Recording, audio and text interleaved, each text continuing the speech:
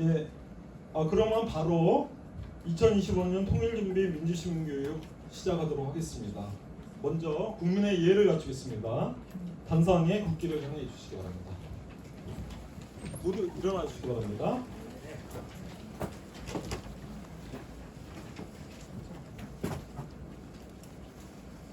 자, 국기에 대한 경례.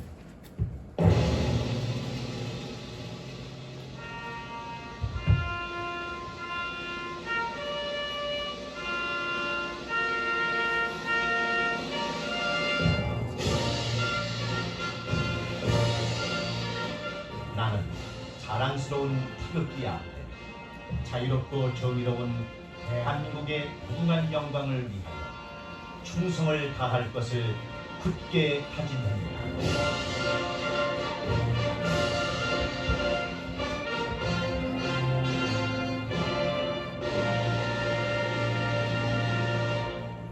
바로 모두 자리에 앉아주시기 바랍니다.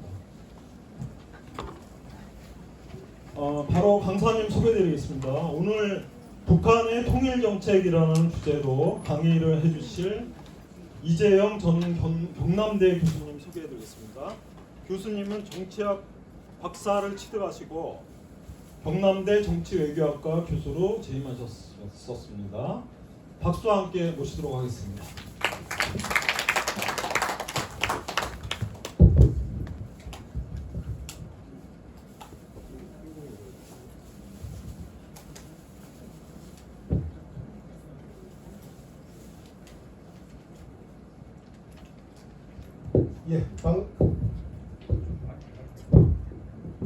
반갑습니다. 이재영입니다. 제가 지하로 들어가가지고 차를 세우려고 하다가 엄청 시름버럭해 있습니다. 왜냐하면 들이 가니까 차는 꽉 차 있고 안에서 돌리려고 하니까 못 돌리겠더라고. 뒤로 오니까 뒤에서 나오는 사람이 안에서 돌리고 오라고 합니다. 돌린다고 애를 먹었습니다. 그래서 안에서 돌릴 수 있으면 얼마나 좋을까 이런 생각을 한번 해봤습니다. 간단하게 제 소개하고 강의 들어가도록 하겠습니다. 이 사진은 제가 이제 옛날에 심야 토론에 출연했을 때 사진인데요. 근데 이게 서울에 요새는 고정 패널이 있지만 옛날에는 그냥 유명한 사람들 불러 올렸어요. 그래 갔는데 기분이 억수로 나빠요. 왜 나쁜지 아십니까? 서울에 있는 저것들끼리 모여갖고 속닥속닥 다 긋고 우리 머리 하나 납시다. 오늘 파운데이션 바르러 가서 저끼리 싹 까보고 내 혼자 지방에서 왔다고 싹 같이 나눠놓고 저끼리 탁탁 타고 간식도 저끼리 막무로 왔다 갔다 하고 그러더라고. 억수로 기분 나빴지만은 그래도 녹화를 잘했습니다. 마치고 나서도 저끼리 뭐 통닭 먹으러 간다고 가쁘더라고. 나는 갖기도 뭐 하고 그랬습니다. 그래서 어쨌든 옛날에 과거에 그 지상파 방송에 출연할 때는 지방대 교수와 인서울 교수들을 참여를 많이 하더라. 잘생겼죠? 예. 텔레비에서 나올 때는 다 잘생겼습니다. 왜? 얼굴에 막 바르거든. 그리고 머리도 막 머리가 착착착 하거든요. 그래서 텔레비에 나왔을 때 보통에다 가면 억수로 못생긴 겁니다. 자, 요거는 이제 옛날에 박정진의 캐도마마 했을 때 나왔는 모습이고, 요거는 이제 YTN 뉴스룸에서 제가 출연했을 때 모습입니다. 요거는 전화로 할 때 모습입니다. 그래서 어쨌든 여러분들께서는 저와 만난 것이 크나큰 행운입니다.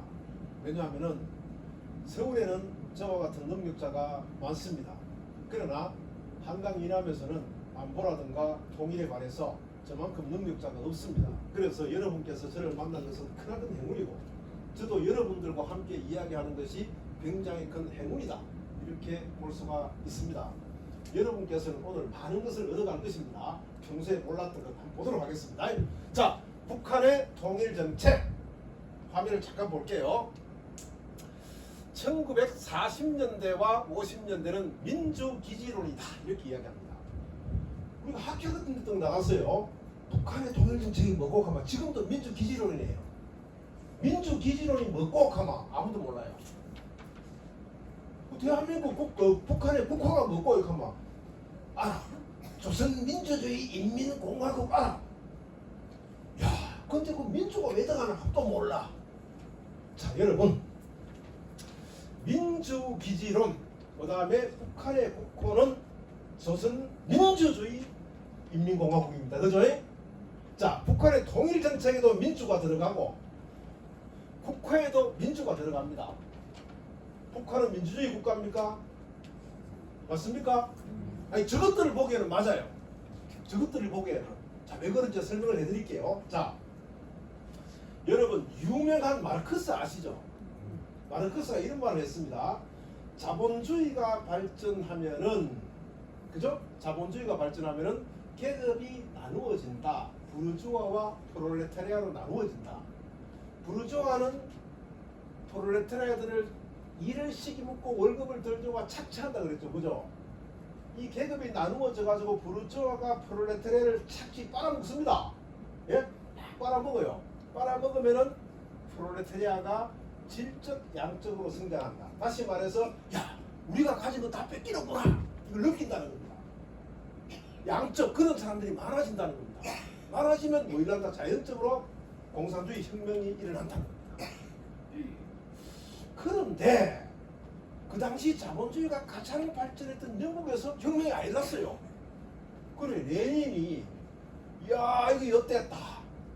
우리가 사회주의 혁명론으로 만든 국가가 소련인데, 야, 저 영국 보니까 자본주의가 제일 발전한 국가인데 혁명이 안 일어나더라. 레닌이 골머리를 싸맵니다. 싸매가 어떻게 이야기하는가 하면은 막탁한 이유를 세 가지를 내세웁니다. 첫째, 제국주의로이다. 자본주의 국가에서 식민지를 개척해가지고 식민지에서 원료를 갖고 와가지고 제품을 만들어가 팔아먹어 돈을 엄청나게 번다. 이 많이 번 돈을 노동자 계급에게 막 나눠줘가지고 계급의식을 없애버린다. 두 번째는 뭐냐 하면은 중간 프롤레타리아들, 중간 간부들한테 월급을 많이 주고 똥공기 살살살살 간절해가지고 밑에 사람들 혁명 원인일으키고로 꼬신다. 그죠? 세 번째는 뭐냐 하면은 노동자의 요구를 들어준다는 겁니다. 복지해달라 하면 복지해주고, 노동시간 단축해달라 하면 단축해주니까 나한테 잘해주네? 혁명 일으키면 안 되겠네? 이렇게 이야기하는 겁니다. 그래서 레닌은 착취당하면서도 착취당하는 줄 모르기 때문에 혁명 전위들을 구성해서 인위적으로 혁명을 일으켜야 된다, 이렇게 주장합니다. 자, 거기까지. 자, 마르크스의 자연혁명론, 레닌의 인위적 혁명론, 혁명을 일으키고 나면은 무계급 무국가의 공산주의로 가느냐? 못 간다 했습니다. 왜? 외부에 있는 자본주의가 침략해서 자본주의를 회복시킬 수도 있고, 내부에 있는 자본주의 세력들이 폭동을 일으켜서 자본주의를 다시 원상복구시킬 수도 있고, 공산주의로 가기 위해서 자본주의 잔재도 청소해야 되기 때문에 뭘 해야 한다고 그랬습니까? 프롤레타리아 독재 체제를 해야 한다고 그랬습니다. 프롤레타리아는 노동자 계급이죠. 그죠? 노동자들이 정치할 수 없잖아요. 그죠? 없으니까 노동자들의 대표격인 공산당이 독재를 해야 된다, 이렇게 이야기합니다. 자, 여러분 보세요. 노동자의 대표는 누굽니까? 공산당. 공산당이 독재를 정치를 한다. 민주주의 아닙니까? 저것들이 보기에 우리가 보는 게 아니고, 맞습니까? 아닙니까? 맞죠? 그죠? 네. 그래서 북한의 최초의 통일은 뭐냐? 민주기지론. 민주주의를 확산하기 위한 본부로서 북한을 만든다는 겁니다. 알겠습니까? 민주주의를 확산하기 위한 본부로서 만든다. 다시 말해서 북한이 민주주의 확산의 본부가 되어서 남한을 무력으로 통합하겠다는 겁니다. 이게 바로 뭐다? 민주기지론입니다. 자, 여러분, 북한의 국호 뭐라 그랬습니까?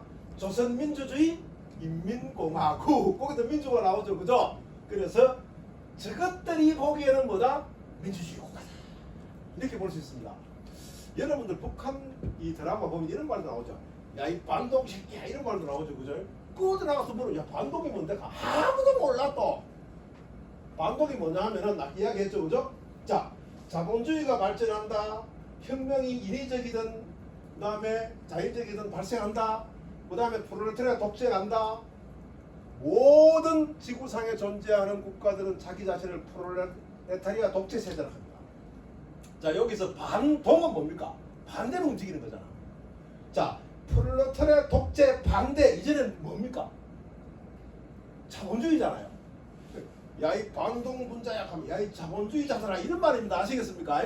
야 이 자본주의자들아 반대로.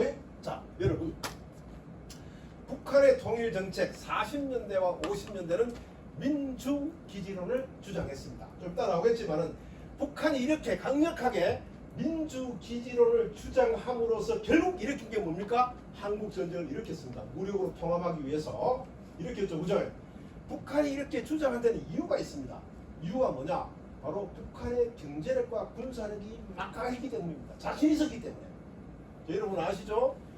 일본으로부터 독립할 때 비료 공장, 화학 공장, 전부 기계 공장 어디 있었습니까? 북한에 있었습니다. 이걸 기반으로 강력한 경제력을 구축했어요. 소련으로부터 뭘 가져왔습니까? 무기를 많이 들여왔잖아요. 강력한 군사력을 갖고 있었어요. 야, 돈도 있겠다. 힘도 씨겠다. 민주기지로 우리 북한을 민주주의 국가의 전초기지로 삼아서 남한을 무력으로 적화통일시키겠다. 이게 바로 뭡니까? 민주기지론이다. 이렇게 볼 수가 있습니다. 이해를 하셨습니까? 자, 보겠습니다. 그 다음에 60년대와 70년대 이때는 또 민주기지론 하에서 약간 바뀝니다. 알겠습니까? 방법이 자, 저 위에 글을 잠깐 볼게요. 외국의 간섭 없이 민주적 기초에서 민주기지론입니다. 민주적 기초에서 자유로운 남북 간 총선거를 하자. 남한이 받아들일 수 없다면 과도기적 대책으로 남북 연방제를 하자. 자, 민주기지론 유지가 됩니다. 알겠습니까? 유지가 되는데 북한이 제의한 게 뭐냐면은 남북 간 총선거 하자 했습니다. 자, 여러분. 남북 간 총선거 하자 하는 거는 북한 저가 이길 자신 있다 하는 거 아닙니까? 그죠? 북한 너가 남한 너가 받아들이기 싫으면은 연방제 하자 하면 연방제를 통해서 저거 마음대로 통일할 수 있다 하는 거 아닙니까? 자, 이게 왜 이런 주장이 나왔습니까? 바로 한국 전쟁 때문입니다. 한국 전쟁은 민주기지론에서 무력으로 남한을 통합하려고 했죠. 그죠? 근데 안 됐단 말입니다. 누구 때문에 안 됐습니까? 미국 때문에 안 됐단 말입니다. 지금도 민주기지론으로서 무력으로 남한을 통합하려고 하니까 미국이라는 거대한 국가가 딱 버티고 있으니까 할 수가 없는 거야. 전략을 싹 바꾸게 됩니다. 뭐로? 남북 총선거하고 연방제로 싹 바꾸게 됩니다. 자, 여러분 60년대와 70년대에 남북 간 총선거 하자. 그러면 선거부 저기가 투표하는 거 아닙니까? 북한이 저가 이길 자신이 있다는 겁니다. 이길 자신이 있었을까요? 있었습니다. 자, 누가 남북한 총선거 하기 싫으면 남북 연방제 하자. 북한이 연방제를 통해서 남한의 주민들을 살살 꼬셔가지고 폭동을 일으키게 만들어가 남북 통일을 할 수 있었을까요? 있었습니다. 왜 그런지 아십니까? 이유가 세 가지가 돼요. 첫째가 뭐냐 하면은 첫째가 과거에 해봤어요. 9월 총파업. 옛날에와 여러분 야인 시대 보면은 파업이 났을 때 김두하이가 막 드럼통 불리면서 막 진압하고 이런 거 나왔었잖아요. 9월 총파업 해봤어요.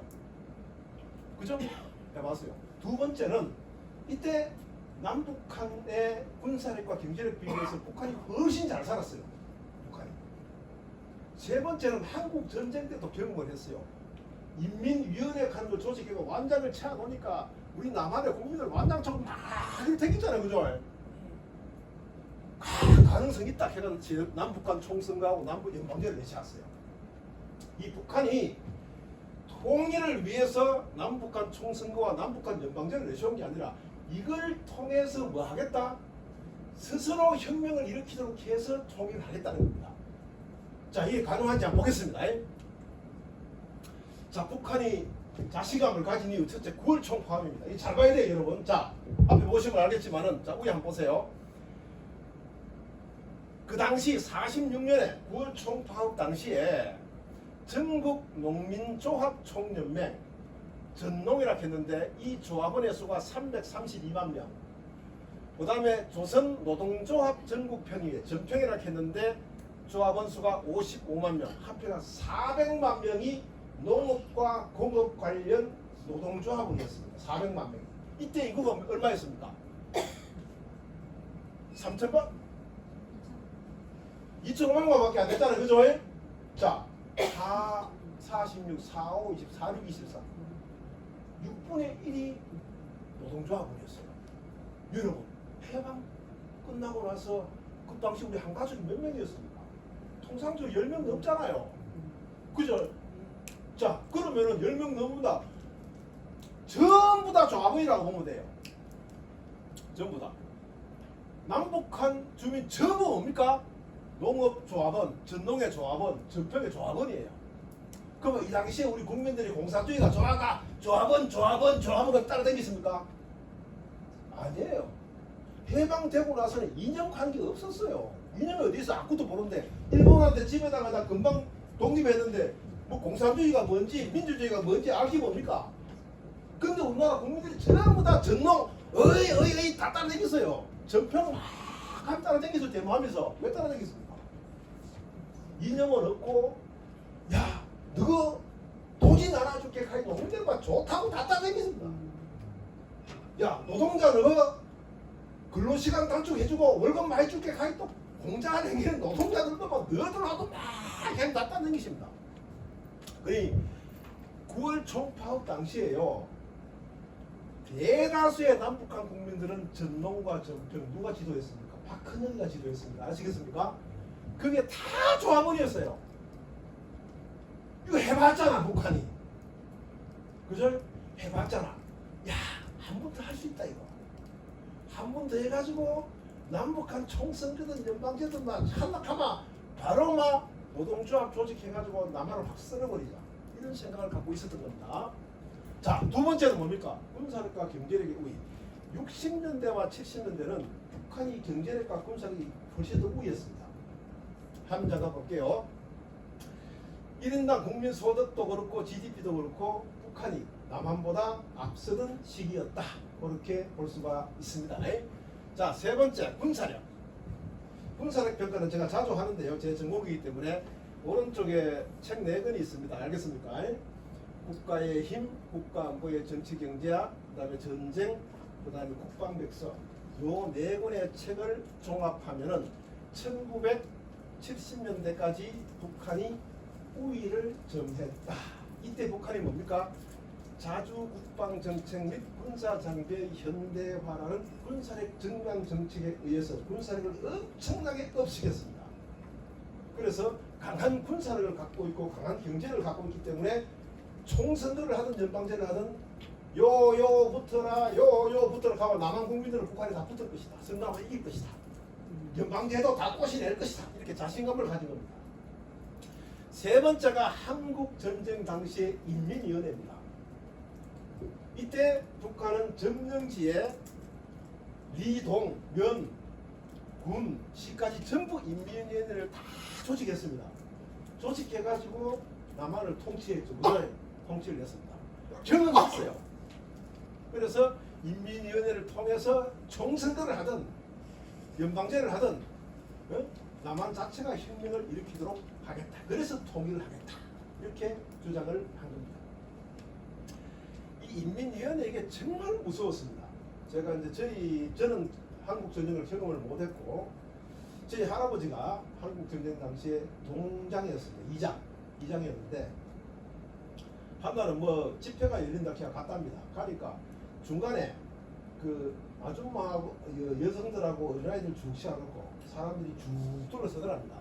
쭉 둘러서고 죽창 들고 확 하더랍니다.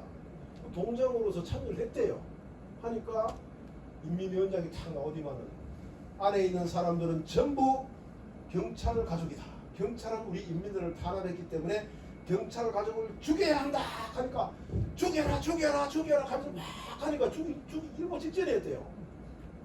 그래서 할아버지가 나서가지고 동장이니까 워낙 마을에서 인품이 있으니까 아니 여러분들에게 경찰이 죄가 있으면 죄가 있지 가족이 무슨 죄가 있냐 죽이면 안 됩니다 하면서 막 끝까지 주장해갖고 죽이지 않았어요. 근데 우리 할아버지도 그때 인민군들한테 팝을 해줬어요. 왜? 니리 와가지고 밥에 내려가요. 왜 합니까?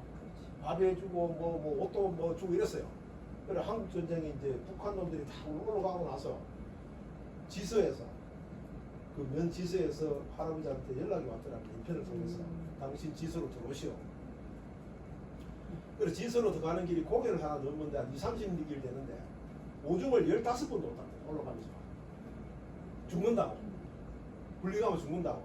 그래서 지서 마당에 들어가니까 그 완장 찬 사람들 아니습니까? 인민위원회 총 맞고 다 죽어 있더랍니다. 아이고 나는 이제 죽었구나 하면서 딱 경찰서 들어서는 순간 그 지서장이 하는 말이 아이고 동장님 고맙습니다. 동장님 덕분에 우리 가족이 살 수 있었습니다 하면서 살려주더랍니다. 그 바람에 우리 아버지가 계셨고 제가 여기에 있는 겁니다. 자 아시겠죠, 그죠? 자 여러분 60년대와 70년대는 민주기지론을 유지했지만은 세부적으로는 뭐다? 인민혁명론을 구사했다. 그렇게 볼 수가 있습니다. 자 80년대가 오면은 고려 민주연방제 하는 걸 주장을 합니다. 이 주장을 하면서 자 화면을 잠깐 보세요. 성결 조건 한번 보세요. 파쇼 통치를 종식하라. 국가보안법을 철폐하라. 정당과 시민단체, 특히 공산당과 사배당의 활동을 보장하라. 정전협정을 평화협정으로 바꿔라.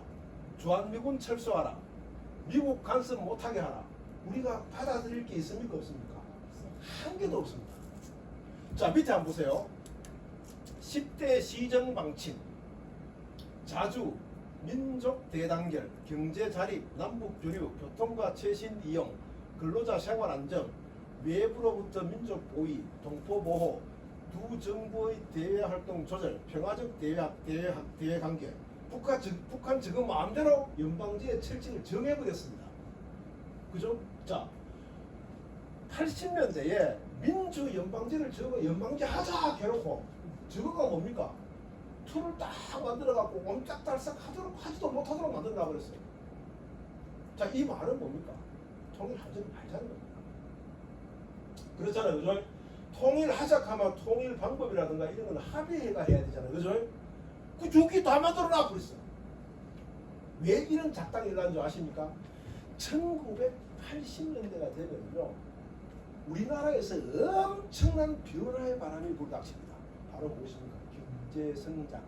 70년대가 기반이 되었어요. 80년대가 되면 경제가 엄청나게 성장합니다. 그걸 기반으로 군사력 증강을 엄청나게 시킵니다. 그래서 80년대가 되면요, 우리나라의 경제력과 군사력이 북한을 앞지르다 못해 압도하게 됩니다. 자, 그럼 북한이 연방제 하자. 북한의 이념과 제도로서 우리 남한의 국민들을 꼬실 수 있습니까? 없습니까? 없잖아요. 그죠? 연방제는 못 꼬십니다. 남북 총선거 하자. 우리나라가 훨 잘 살고 강한데 우리나라 사람들이 꼬시기 넘어가 겠습니까? 안 꼬시기 넘어갑니다. 그래서 북한이 뭡니까? 통일을 내세우긴 내세웠는데 안 하겠다는 겁니다. 다시 말해서 독자 노선을 긋겠다는 선언과 다름이 없습니다. 왜? 이 당시에는 북한이 남북관계에서 주도권을 잡을 수가 없어요. 왜? 바로 우리 남한의 경제력과 군사력이 급격하게 뭡니까? 성장했기 때문에 그렇습니다. 자, 잠시 한번 볼게요. 자, 90년대로 넘어갑니다. 90년대로 넘어가 북한은 뭘 주장하느냐? 바로 뭡니까? 또 연방제를 주장해요. 그런데 밑에 잠깐 읽어볼게요. 먹거나 먹히지 않는 원칙 하에서 하나의 민족, 하나의 국가, 두 개의 제도, 두 개의 정부에 기초한 연방제 방식으로 통일이 실현되어야 한다. 하나의 국가, 하나의 제도에 의한 제도 통일로는 분열을 끊임없이 지속시켜 결국 통일을 하지 말자는 것이기 때문에 제도 통일은 후대에 맡기자. 다시 말해서 뭡니까? 연방제를 제안했지만은 뭡니까? 통일까지는 가지 말고 두 개, 하나의 국가, 두 개의 제도, 두 개의 정부까지만 가고 통일은 후대에 맡기자는 겁니다. 북한이 뭘 했으면 자신감을 잃어버린 겁니다. 왜? 90년대가 되면 남북한의 군사력과 경제력의 격차는 더욱더 벌어집니다. 이때부터 벌어져서 뭡니까? 이야기는 민주기지론도 안 통해요. 혁명론도 안 통해요. 그래서 90년대가 되면 북한은 다시 뭡니까? 독자 노선으로 가려고 하는 취지가 점점 더 강해집니다. 이 말은 뭐 통을 하지 말자는 거잖아요. 자, 그럼 2000년대로 넘어가 볼게요. 자, 1990년대입니다. 8, 90년대 보면은 우리나라의 군사력이 80년대부터 남한이 북한을 추월하기 시작합니다. 뭡니까? 1, 2차 율곡 사업, 방위력 개선 사업. 2000년이 되면은 남한의 군사력이 북한의 2배에서 6배까지 앞서고요. 2024년이 되면 3배에서 8배까지 우리의 군사력이 북한에 비해 앞서게 됩니다. 경제력도 마찬가지입니다. 1980년대 1인당 GNP가 2배 차이 나다가 90년이 되면 5배, 2000년이 되면 12배, 지금 현재 30배가량 우리나라 국민의 소득 수준이 높습니다. 이처럼 80년대에 시작된 우리나라의 대변력, 경제와 군사력의 성장으로 인해서 북한은 더 이상 민주기지론을 주장할 수가 없게 됩니다. 남조선 혁명론도 주장할 수가 없게 됩니다. 그래서 연방제를 주장함으로써 통일보다는 독자적으로 자신의 길을 가겠다는 그런 의지를 천명하게 되는 것입니다. 자, 2000년대가 되면은 북한은 낮은 단계의 연방제를 주장합니다. 밑에 그림 잠깐 한번 보세요. 왼쪽이 남북연합이 우리나라의 통일방침, 오른쪽이 북한의 통일방침입니다. 똑같죠? 딱 한 개 틀려요. 우리나라는 이국가 체제에서 남북을 차단하는 것이고 북한은 일국가로서 남북 사이에 왕래를 하게 만드는 것입니다. 근데 같아요. 같아요. 자, 여러분 2000년이 되면은 북한이 낮은 단계의 연방제를 주장함으로써 우리 남한의 통일론과 거의 근접하게 됩니다. 이유가 뭘까요? 이유는 하나입니다. 뭐냐면은 북한은 남한이 없으면은 자기들은 생존이 불가능하다고 판단했어요. 다시 말해서 북한은 남한으로부터 경제적 지원을 받아야 살 수 있다. 두 번째, 북한이 대외 관계의 활동을 넓히는데 남한의 도움이 절대적이다. 이렇게 판단한 겁니다. 그래서 남한에게 접근하기 위해서 내세운 게 뭡니까? 낮은 단계의 연방제입니다. 자, 여기까지가 북한의 공식적인 통일 정책인데요. 자, 보겠습니다. 북한의 태도가 변화합니다. 2018년부터 북한 태도가 싹 바뀌어요.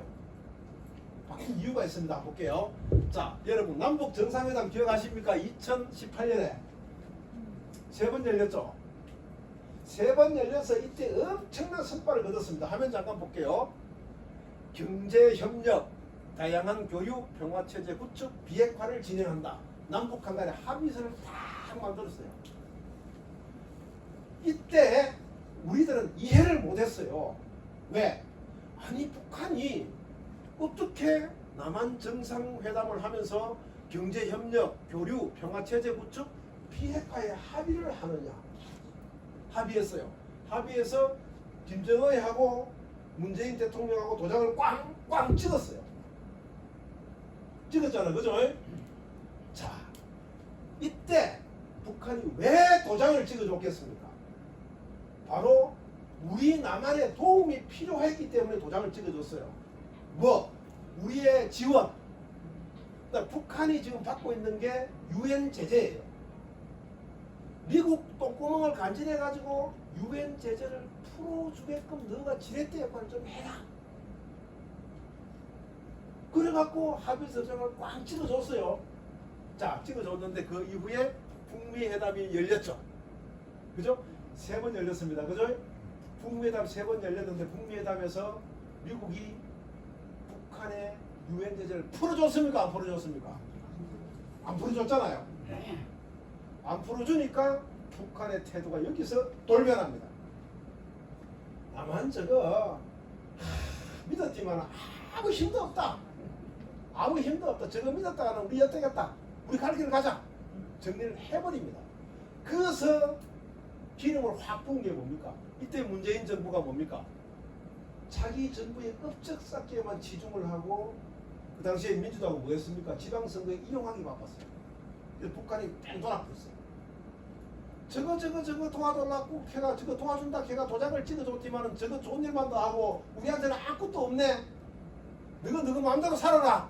난 내 마음대로 살게. 이때 북한이 독자 노선을 천명합니다. 자, 독자 생존 모색기를 한번 보겠습니다. 자, 보면은 첫째 2022년입니다. 2022년에 최고인민회의에서 국가핵무력정책법을 채택했어요.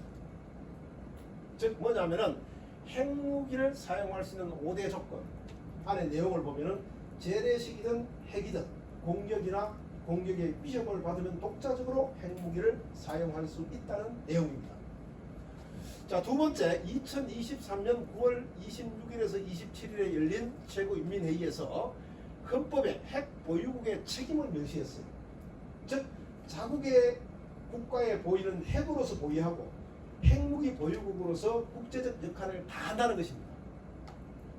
그 다음 세 번째 두 개 국가로 나만 너희는 너끼리 살아라. 2023년 12월 26일에서 30일 노동당 중앙위원회 제8기 9차 전원회의에서 결정을 했어요. 남한은 너희끼리 살고 우리는 우리끼리 살고 대신에 네 우리 침략하면 너는 나도 무기를 쓰겠다. 이겁니다. 두 개 국가 따로 살자. 그 네 번째 러시아와 포괄적인 전략자 동반자 관계에 관한 조약 2024년 6월 19일 체결합니다. 다시 말해서 북한이 침략을 받으면 러시아가 자동적으로 개입하는 조항입니다. 북한은 지금까지 대남 관계 개선을 통해서 평화를 구축하고자 했지만은 남한에 대한 모든 기대를 접고 독자적으로 생존을 모색하고 있는 중이다. 이렇게 볼 수가 있습니다. 우리나라의 통일 방안 한번 보겠습니다. 잘 보셔야 합니다. 우리나라의 통일 방안은 정확하게 민족 공동체 통일 방안 김영삼 정부 때 만들어졌습니다. 지금도 우리나라의 공식적인 통일 정책은 민족 공동체 통일 방안입니다. 이게 뭐냐면은 1단계가 화해 협력, 2단계가 남북 연합, 3단계가 통일 헌법, 그다음에 남북 간 총선거, 국회 및 전국 구성, 1민족 1국가 1체제 1정부를 만든다는 구성입니다. 자, 여러분 여기서 여러분이 볼 게 나머지는 자동으로 쭉 됩니다. 두 가지를 봐야 됩니다. 첫째가 뭐냐면은 화해 협력 남북 연합입니다. 남북 연합 이게 굉장히 중요합니다. 우리나라의 통일 정책을 한마디로 표현하라 하면 남북 연합론입니다. 이게 뭐냐면은 자, 여러분 자, 저를 보십시오. 자, 남북한 간에 막 회담을 잘 됐어. 통일하자 합의됐어. 합의되면 남북 연합으로 가야 됩니다. 남북 연합은 뭐냐면 통일이 합의가 되면은 휴전선을 틀어막는다는 겁니다. 틀은 게 아닙니다. 틀어막고 연합 체계를 구축한다는 겁니다. 왜? 자, 우리나라와 북한은 뭐가 다릅니까? 이념과 사상이 다르죠. 경제적 격차가 다르죠. 그죠? 문화가 다릅니다. 이런 상태 하에서 야 통일하자 됐다. 휴전 튀어나오면 어떻게 되겠습니까? 우리나라 남한의 사람들은 참 이런 말 북한에 땅 소개하러 갈 겁니다. 알겠습니까? 북한의 주민들은 참 돈 벌어 내려올 겁니다. 그럼 북한 주민들은 계속 대모할 겁니다. 예산 우리한테 많이 분배하라. 우리 못 먹고 살겠다 할 것이고 남한 국민들은 왜 우리 거저 다 주노 어쩌면 줘라 하고 또 싸우기고 각 갈등이 극심할 겁니다. 그죠? 그래서 통일하자 하면 합의가 딱 되면은 남북연합 휴전선을 딱 막습니다. 알겠습니까? 딱 막으라고 어떻게 하느냐? 일단은 뭡니까? 체제의 동질성을 만들어냅니다. 다시 말해서 북한의 민주주의를 이식합니다. 아시겠습니까? 두 번째, 북한에 집중적인 투자를 해서 휴전선을 텄을 때 북한 주민들이 먹고 살러 가자 하면서 남한으로 넘어오는 그런 상황을 방지합니다. 셋째는 무엇입니까? 바로 문화적 격차. 우리 문화시설 있잖아요. 북한에도 많은 문화시설을 만들어서 북한 주민들이 그렇게 살 수 있도록 북한을 발전시킵니다. 발전시켜 놓고 이래 보고 이제는 뭐 휴전선 트도 혼란이 없겠네 라는 시점이 되면은 휴전선을 트고 통일헌법, 남북한 총선거, 국회 및 전국구성 통일국가 이렇게 만든다는 뜻입니다. 여기서 질문이 하나 나옵니다. 북한에서 급변사태가 일어나면 어떡하나? 급변사태? 예를 들어서 동독처럼 그죠? 급변사태가 팍 일어나면 그것도 문제잖아요. 그것도 남북연합로입니다. 북한에서 급변사태가 딱 발생하잖아요. 발생해서 북한 정부가 무너지잖아요. 무너지면은 제일 먼저 하는 일이 우리나라 군대가 휴전선에 투입됩니다. 알겠습니까? 휴전선을 막습니다. 두 번째 우리나라 군대가 어디로 갈까요?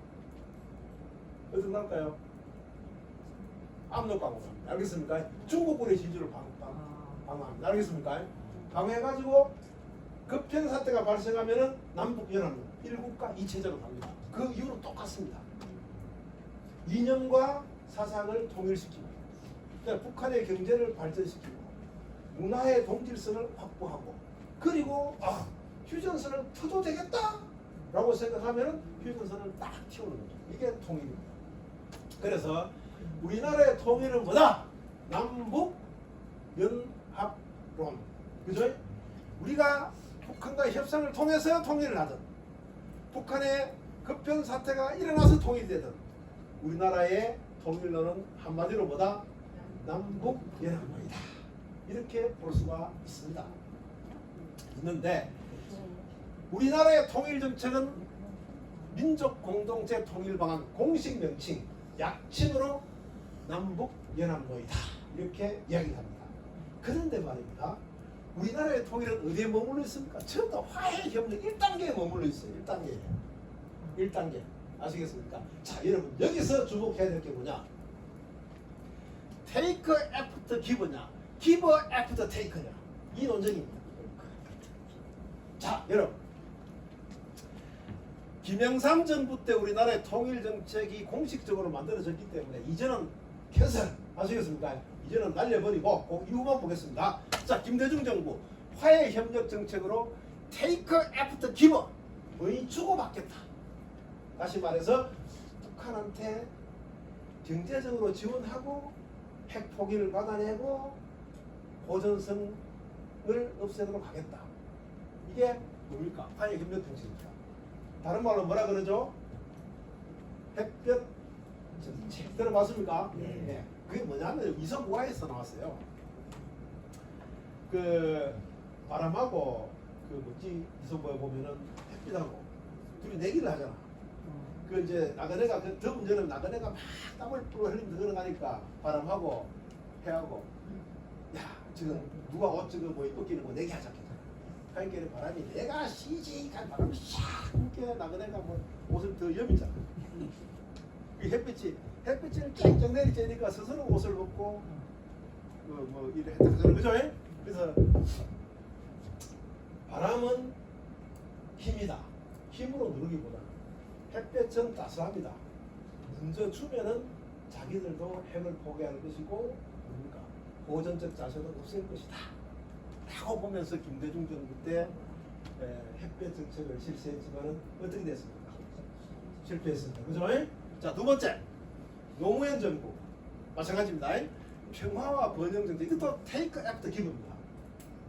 우리가 북한에게 경제적 지원을 먼저 하고 난 이후에 북한으로 하여금 핵을 폐기하게 만들고 고전성을 억제하도록 만들자. 그죠? 했지만 이것도 역시 실패했습니다. 그죠? 자, 이명박 정부는 상생 공유 정책입니다. 반대로 핵 돌아갑니다. 알겠습니까? 반대로 핵 돌아갑니다. 자, 뭡니까? give after take. 뭡니까? 먼저 바꿔주겠다. 북한 네가 핵을 폐기하고 고전적 자세를 버리면은 너가 국민소득 뭐 3,000달러까지 만들어줄게. 이것도 실패했습니다. 그죠? 이것도 실패했습니다. 자, 그 다음에 박근혜 정부 한반도 신뢰 프로세스 이것도 이명박하고 똑같아요. give after take. 그죠? 핵과 호전성을 내가 포기하면은 내가 경제적으로 도와줄게. 국제적으로 네가 살아남을 수 있도록 도와줄게. 했지만 이것도 역시 실패했습니다. 그죠? 자, 여러분 진보든 보수도 다 실패해버렸어요. 다 실패해버렸어요. 이거는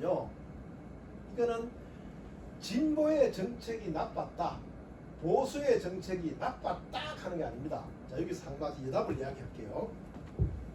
이게 바로 뭡니까? 대화가 없었기 때문인데요. 자, 여러분 조선시대 때 가장 그 성군이 누구라고 생각하십니까?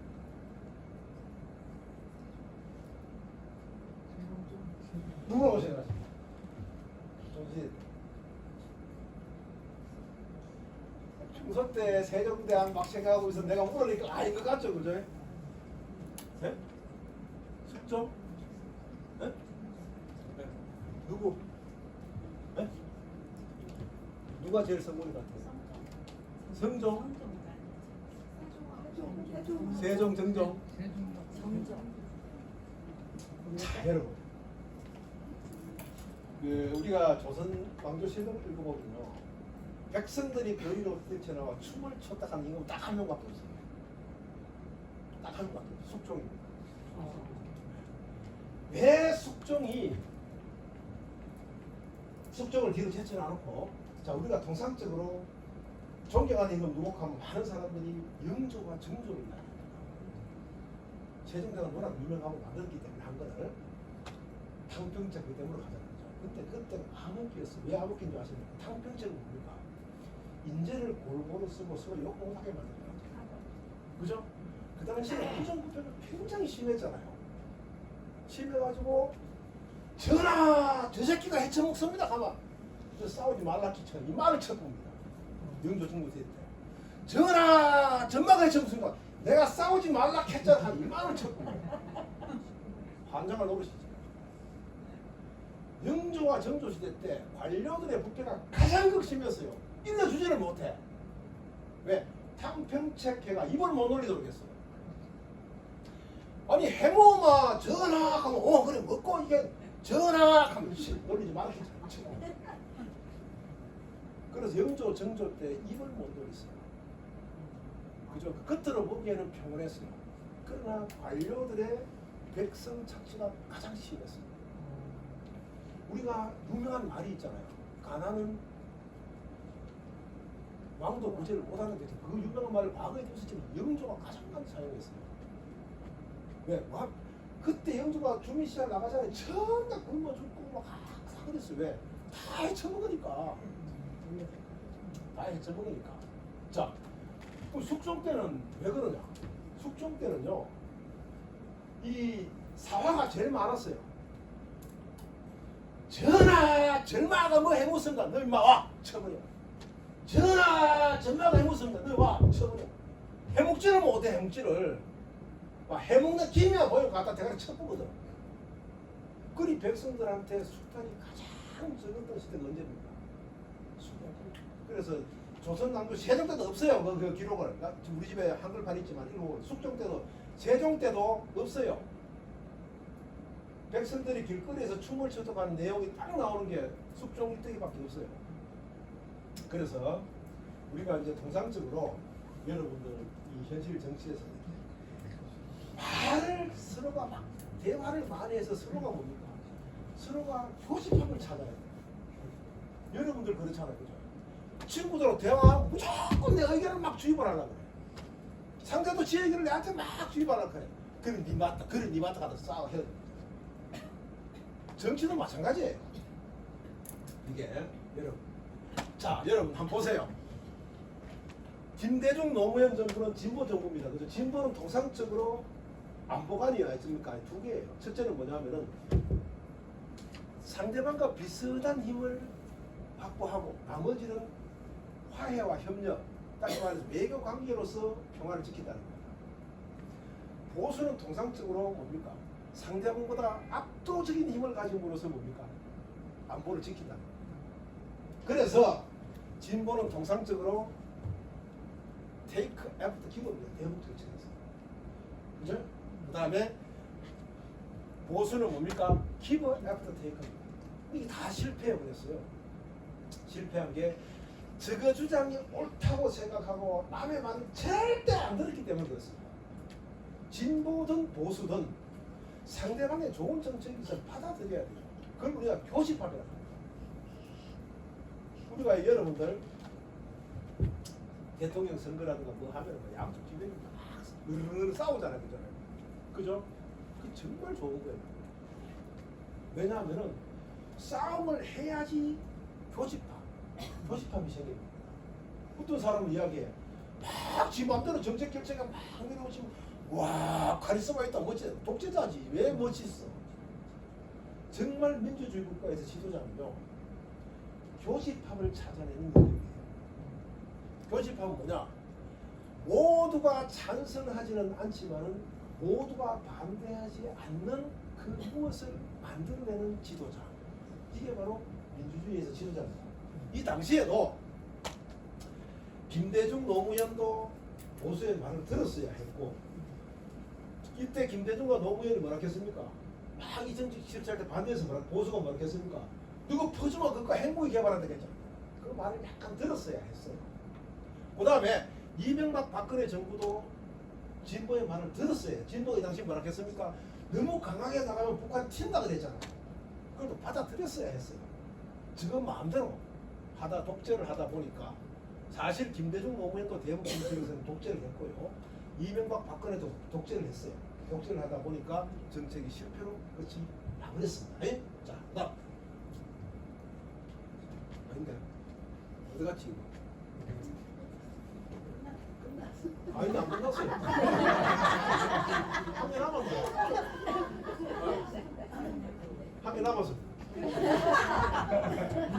버떡 마시면 좋겠죠. 그죠? 저희 처장님이 전신 같이 모입시다 하는데 제가 전신을 못 먹습니다. 왜 못 먹는가 하면 제가 다이어트 한 지가 1년 6개월째인데 저는 딱 먹는 게 야채, 단백질 한 접시, 밥 3숟가락. 그 새끼 간신히 일절 안 먹고. 그래가 1년 6개월 만에 25kg를 뺐습니다. 98에서 100에서 지금 75kg 삽니다. 자, 그 다음 문재인 정부 한번 보겠습니다.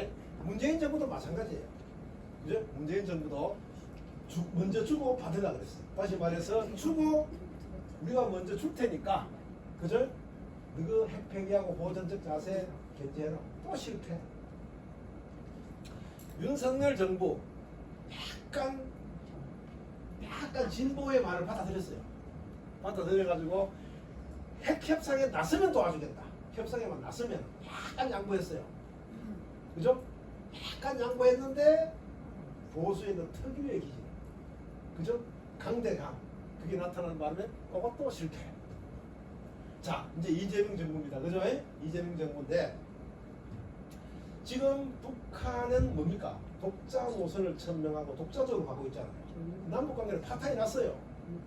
이미 남북관계는 하나의 민족, 통합의 대상, 그 다음에 이 어떤 이 화해와 협력의 대상이 아니고 각자의 길을 가고 있는 중입니다. 여기서 전번에 8.15 광복절 기념사에서 이재명 대통령이 뭐라 했습니까? 3가지를 제시했죠. 그죠? 북한의 체제를 존중하겠다. 흡수 통일을 지향하지 않겠다. 적대 행위를 하지 않겠다. 라고 이야기를 했어요. 처음부터 시작하는 겁니다. 그죠? 처음부터 시작하는데 출발점은 9.19 군사합의를 복원해서 평화체제를 유지하겠다. 라고 하는데 이것도 잘 될지는 문제입니다. 왜냐하면은 지금까지의 남북한 간의 통일 정책이 있잖아요. 그죠? 이건 완전히 없어져 버렸어요. 완전히 없어져 버렸어요. 백지 상태에서 새로 시작해야 돼요. 새로 시작해야 돼요. 그래서 저는 이 대통령이나 정부에 바라는 게 있다면은 제발 그 대통령이 되고 정권을 잡았을 때 독재를 좀 하지 마라. 여러분, 일본이 민주주의 국가입니까? 독재 국가? 네?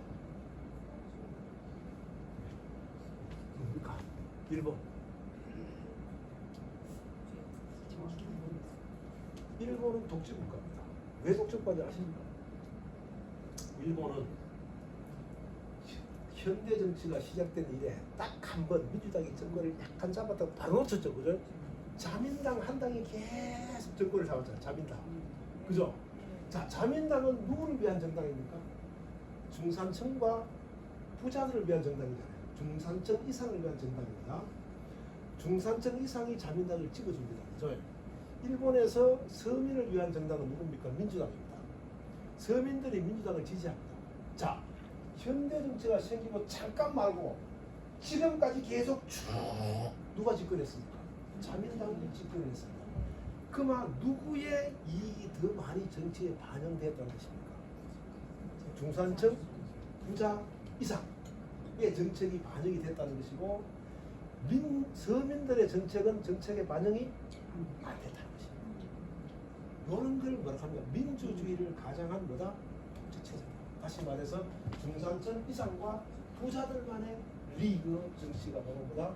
일본의 정치다. 이렇게 볼 수가 있습니다. 그래서 우리나라는 그러면 민주주의가 됐느냐? 됐죠. 됐는데 우리 또 극단적이에요. 뭐냐면은 이 민주주의의 기준 중에 하나가 정권이 왔다 갔다 바뀌어야 돼요. 왜 바뀐 줄 아십니까? 지금 우리나라에서 국민의힘은 중산층 이상의 정당이잖아요. 민주당은 서민들의 정당이잖아요. 그죠? 민주당이 정권을 잡으면 서민이 되는 거고 또 바뀌어야 돼. 국민의힘이 정권을 잡으면 또 중산층 이상이 덕을 보고 이놈 잡아가 이놈도 덕을 보고 저놈 잡아가 저놈도 덕을 보고 나중 되면 똑같이 덕을 다 보잖아요. 이게 민주주의입니다. 근데 우리나라에서는 이놈이 잡으면은 이놈도 덕을 비지만 저놈도 약간 줘야 돼. 너무 자기 마음대로 하면 안 된다고. 국민의힘이 정권을 잡았다 걔가 서민들한테 안 주면 안 되잖아요. 민주당이 정권을 잡았다 걔가 뭡니까? 중산층 이상한테 안 주면 안 되잖아. 약간 줘야 돼.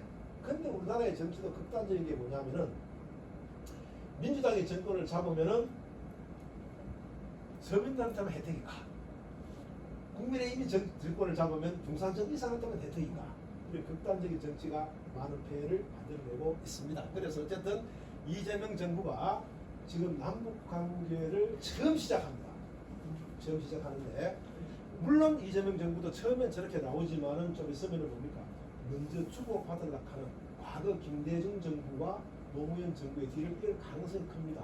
바람이 있다면은 바로 보수 정당과 일반 국민들의 의사를 반영하면 좋겠다. 이런 생각을 해봅니다. 이상 강연을 마치고 질문 받겠습니다. 혹시 뭐 아무거나 다 좋습니다. 뭐 통일도 괜찮고 안보도 괜찮고 오늘 부부 싸움 하고 왔는데 어떻게 하면 좋겠다. 그것도 괜찮습니다. 네. 괜찮습니다. 북한하고 우리하고 예. 왕래가 되어가지고 금강산도 자주 갔는데요. 예.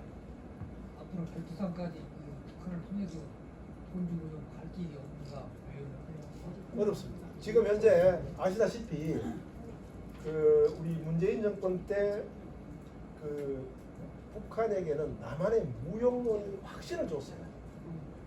그때 이제 아까 이야기했지만은 북한은 그때 이면적으로 이야기가 됐었어요. 합의해 줄 테니까. 아까 네 가지잖아요. 그죠? 합의를 해줄 테니까 대신 북미회담에서 남한 네가 미국을 꼬시갖고 대북 제재 유엔 결의안 좀 풀어주도록 해라. 오케이. 했어요. 했는데 우리 남한의 말이 씨알도 안 먹혔어요. 트럼프한테. 그래서 이미 그 사단이 나가지고 북한에게 남한은 무용하다. 이게 인식이 돼가지고 이미 북한은 독자 노선을 걷기 시작했어요. 그래서 우리가 다시 부산을 간다든가 뭐 중국을 통해서는 갈 수가 있겠죠. 그 다음에 금강산을 간다든가 직접 가는 것은 상당한 시일, 상당한 가는 것은 적어도 10년 이후를 이야기합니다. 상당한 시일이 흘러야 되겠나 이렇게 생각합니다. 고성에 거기 현대 저기 해갖고 금강산 판문점 때 직접 그냥 갔잖아요. 예. 근데 지금 거기가 다 파괴해가지고. 예, 그렇습니다. 예. 지금 이제 트럼프가 사실 좌지우지 하시잖아요. 북한에는 지금은 이제 러시아하고 우크라이나 때문에 정신이 없지만 향후에는 북한에도 트럼프가 좀 이렇게 정말 날릴 수 있는 카드를 좀 날릴 수 있는 그런 기제가 있지 않을까요? 근데 그게 참 어려운 게요. 이 북한이라는 다른 국가는 지원체 불뿌리 캐먹고 약초 캐먹고 뭐 동물 잡아먹고 사는 국가라 가지고 경제 제재가 전혀 안 먹혀요.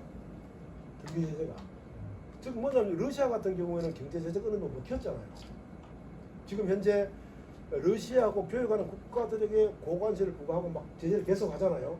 근데 북한은 지금 꼼짝달싹 와서 묶어놨어. 그 적기를 먹고 살아요. 산에 가 나무뿌리 캐먹고 뭐 약초 캐먹고 동식물 잡아먹고 살아요. 제재할 게 없어요. 제재를 다 해나가지고. 두 번째는 뭐냐면은 무력으로 압박할 수 있지 않겠느냐. 이것도 또 어려워요. 왜 어려운 거 하면은 미국이 무력으로 압박하기 위해서는 기지가 있어야 돼요. 기지가 있어야 되는데 우리가 북한과의 관계가 아무리 악화됐다고 할지라도 미국이 북한을 공격하는데 우리가 우탄을 내줄 수 있습니까? 없잖아요. 일본은 내줄 수 있어요. 멀어요. 그래서 무력 공격을 시도하더라도 북한이 미국이 성공하지 못할 가능성이 거의 뭐 90% 이상이에요. 트럼프가 아무리 나서서 한다 하더라도 북한이라는 국가의 어떤 정권의 내구성, 그죠? 정권의 내구성, 그 다음에 그 힘에 의한 압박의 한계성, 이것 때문에 트럼프가 역할하기가 굉장히 힘이 들어요. 당분간 북한은 어디로 갈 것인가? 바로 지금 현재 소련하고 러시아하고 많이 접근을 했잖아요, 그죠? 조약으로. 근데 그거 또 확실히 굳어지면 다시 중국으로 갈 겁니다, 그죠? 그래서 그 삼각 편대로서 독자적인 길을 걸을 가능성이 높다. 북한은 이제 핵으로 미국을 위협하고 있으니까 미국 철수를 대한민국 철수를 주장하면서 근데 거기서 분명히 미국과 북한의 대립이 있는데 그때 미국에 대한 가능성이 그 핵무기가 이제 자 예를 들어 볼게요. 자 여러분들 내가 항상 하는 이야기지만은 자 핵무기는 북한이 이제 핵을 갖고 미국을 겨냥한다 하잖아요, 그죠? 북한을 겨냥한다 하잖아요, 그죠? 자 그런데 핵무기는 위협의 수단이 될 수가 있어요. 네 말 안 들으면 핵무기를 알린다, 그죠? 그런데 위협의 수단에 상대가 굴복을 해야 돼요. 자 우리가 가는 네 말 안 들으면 미사일 쏜대 하잖아, 그죠? 쏴라 가만 미사일을 쏘잖아요. 쏘면은 건물이 날아가고 피가 튀고 살이 튑니다. 말 듣습니다. 근데 핵무기 쏜대 쏴라 하면 쏘기가 힘들어요. 그 핵무기를 우리가 통상적으로 그래서 담보무기라고 하잖아요. 내가 나의 국가가 없어질 위기에 처할 때 내가 막 전쟁을 했어. 제대식에서 밀려 마지막까지 밀렸어. 네 한 발짝만 도만 핵무기 쏜다 발사 준비 딱 하면 못 오잖아요. 국가의 그 생명을 담보하는 무기거든요. 자 북한하고 미국을 보겠습니다. 보면은 이미 미국은 킬체인과 미사일 체계를 완성을 하고 있거든요. 킬체인은 뭐냐? 이 핵무기가 뜨기 전에 핵기지를 완전히 박살내는 겁니다. 이미 좌표부터 시작해 지하기지부터 다 확보를 하고 있어요. 남아있는 핵무기가 떴을 적에 뭡니까? 미사일로 격추시키는 미사일 방어체계잖아요. 그죠? 이미 다 확보를 하고 있어요. 확보를 하고 있기 때문에 북한이 아무리 핵 가지고 협상을 하더라도 미국이 여기서 밀릴 가능성은 없어요. 특히 트럼프는. 가는 좀 트럼프는 기업가 출신이잖아요. 그죠? 우리나라는 누구 닮았는가 하면은 정주영의 스타일을 많이 닮았어요. 쉽게 말하면 무식하게 밀어붙이는 좀 스타일이거든요. 그래서 특히 트럼프 같으면은 그 북한의 그 핵 공격에 굴복할 가능성은 거의 없고 핵무기에 대한 그 체계 자체가 다 잘 되어 있기 때문에 북한이 핵으로도 협상하기 어려워요. 이제 우리나라의 전쟁 위기에 관해서 이제 대만하고 중국의 그 갈등이 우리나라까지 확산이 될 것이다라고 염려를 하는데 자, 우리가 이제 전쟁을 할 때 있지 않습니까? 우리 이제 군사학적인 측면에서 볼 때 전쟁을 할 때는 우리가 군사력을 비교하잖아요, 그죠? 비교하는데 실제는 거의 맞아요. 여러분 이론과 실제는 다르다 이렇게 이야기하잖아요. 같아요. 이론과 실제가 다르다고 생각하는 사람은 성공할 수가 없어요. 왜 이론과 실제가 같은 줄 아십니까? 실제가 축적되어서 데이터가 나온 게 이론입니다. 자, 데이터가 나와가 70%의 가능성이 되면 이론이 51%만 돼도 이론입니다. 자, 70%가 나와가 이론이다. 30%는 아니다 하는 가능성을 염두에 둬야 되잖아요. 그 70%가 된다 하다가 경도로 좀 30% 걸릴 수도 있잖아요. 그래서 우리가 이론을 볼 때, 책에서 지식을 얻을 때 항상 이게 맞는데 그 나머지 아닐 가능성에 염두를 둬야 돼요. 염두를 둬야 돼요. 방금 질문이 뭐였죠? 잠깐만 또 돌아갔다. 그렇지. 자, 예. 우리가 군사력을 평가할 때 통상적으로 대만과 중국의 군사력을 평가하면은 안 되죠. 압도적이죠. 그죠? 군사비로 평가하든 활약 점수로 평가하든 개수비로 평가하든. 그런데 통상적으로 바다를 건너면서 우리가 군사학에서 전력의 50%는 상실이 돼요. 일본이 우리나라보다 군사력이 좀 강해요. 하지만 일본하고 우리 가상 시뮬레이션을 돌려봤을 적에 일본이 바다를 건너는 순간 그 전력은 50%로 감해져요. 그래서 중국하고 대만의 전쟁 가능성은 극히 낮습니다. 네, 왜 낮은가 하면은 사람들은 자꾸 위협을 부각시키는데 중국의 하나의 중국 놈부터 시작해서 자꾸 부각을 시키는데 왜 낮은가 하면은 자 여러분 중국이 대만을 공격하기 위해서는 1차적으로 전투함이 떠야 되고요. 그 다음에 항공기가 떠야 돼요. 너무 멀어요. 그리고 이 건너오면서 상륙도 해야 되고. 근데 아시다시피 대만은 상륙할 데가 없어요. 전력이에요.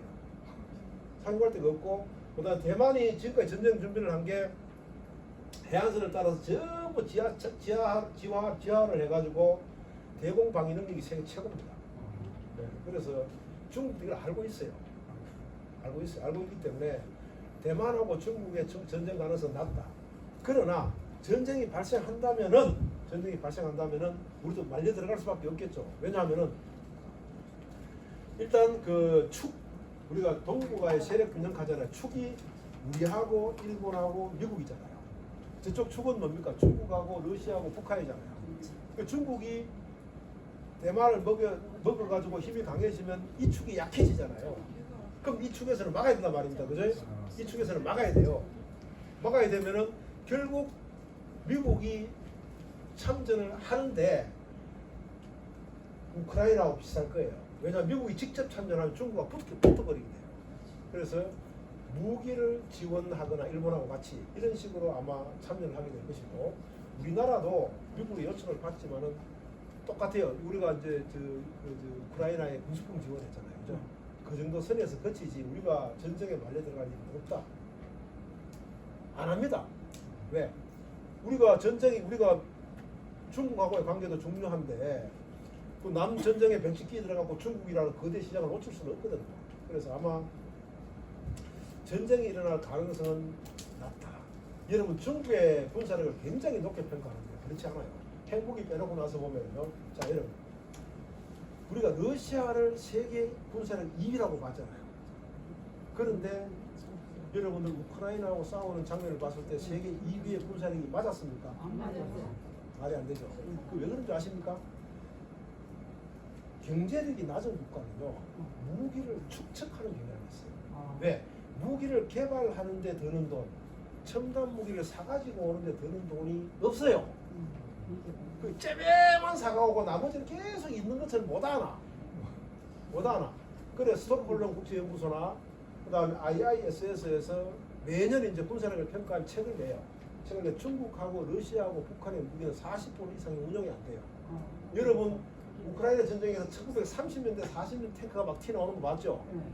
그게 뭐냐면은 개수로 비교했을 때는 러시아의 군사력이 세계 2위가 맞아요. 맞는데 실제적으로 운용이 안 되는 거예요. 45%는. 그래서 세계 러시아가 2위라 하지만 싸우는 거 봤을 때는 우리나라하고도 안 될 정도로 빈약한 게 러시아의 군사력이에요. 돈이 없어서 무기를 첨단하기보다는 막 있는 무기를 싸새끼 나가지고 있는 것처럼 보이는 게 경제력이 약한 국가의 특징이에요.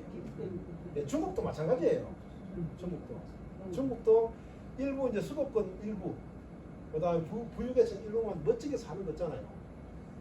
이게 세계 식량 위기 기후 센터가 그것을 연구 결과를 내놓은 걸 보면은 중국인들이 하루 3끼를 먹으면 전 세계 식량 빈곤에 올랐어요. 그만큼 중국인들은 한 끼, 2끼밖에 못 먹어요. 네. 그래서 제가 보기에는 중국의 군사력이 그만큼 우리가 알고 있는 일반적인 인식보다는 굉장히 수준이 낮아요. 많은 연구들을 이래 접해보면 사실상 핵무기를 빼면은 우리나라 군대보다도 수준이 낮을 수가 있어요. 네. 근데 우리나라 국방부가 보면은 북한의 군사력이 강하다. 중국의 군사력이 강하다. 러시아의 군사력이 강하다 하잖아요. 그건 거짓말이 아니고 거짓말이 아니에요. 그거는 왜 거짓말이 아니냐면은 그 화이트 라이라고 하는데 여러분 항상 저는 한 이야기입니다. 여러분들 가령 예를 들어 지금 책을 읽고 있잖아요. 그죠? 오늘 컨디션이 안 좋아. 책 읽기 싫어. 어떻게 합니까? 덮어보면 되잖아요. 덮고 내일 읽으면 되잖아요. 오늘 친구가 아니 우리 빵 먹고 커피 먹고 이야기하고 하자 하면 오늘 기분도 안 좋고 막 남편하고 싸우면 되는데 막 나가기 싫어. 또 안 나가면 되죠. 내일 만나면 되잖아요. 전쟁은 안 그래요. 전쟁은 둘이 탁 붙잖아요. 붙으면은 내가 밀려. 스톱. 맞아. 내일부터 요부터 새로 하자. 됩니까 안 됩니까? 그래서 안보라는 것은 0.00 진보든 보수든 0.0001%의 가능성을 놓치면 안 돼. 그래서 모든 국가는 군사력을 평가할 때 자기 자신을 굉장히 낮게 평가해요. 상대를 굉장히 높게 평가해요. 왜? 안보라는 것은 굉장히 무섭거든. 그죠? 항상 그래요. 자기는 낮게 평가하고 상대는 높게 평가해 준비를 해요. 그래서 북한의 군사력이 강하다, 중국의 무섭다 소리, 러시아의 군사력이 강하다 하는 것은 거짓말이 아니고 우리나라의 안보 상황과 결부지어 봤을 적에 그렇게밖에 할 수가 없어요. 그러나 국방백서를 보면 요즘 많은 변화가 있어요. 뭐냐면 옛날에는 막 북한이 강하다고 막 했거든. 근데 1990년 이후로 이렇게 나와요. 개수에서는 북한의 군사력이 강하나 무기의 품질과 질적인 면에서는 우리의 군사력이 강하다 이렇게 나옵니다. 나오지만은 모든 국가는 자신의 군사력을 증강시킬 때 개수로서 평가해서 증강시키죠. 불안하기 때문에. 또 질문 있습니까?